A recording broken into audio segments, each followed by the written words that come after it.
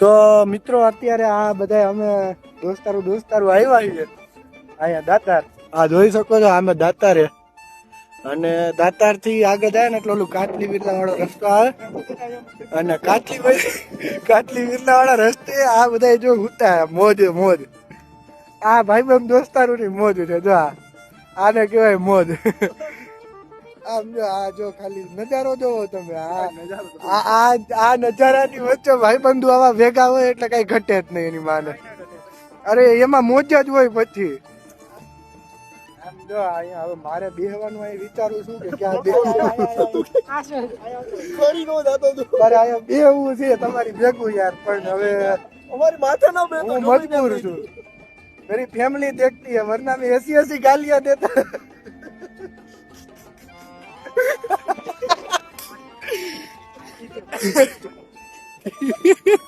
अभी कौन जो आया पैके लागू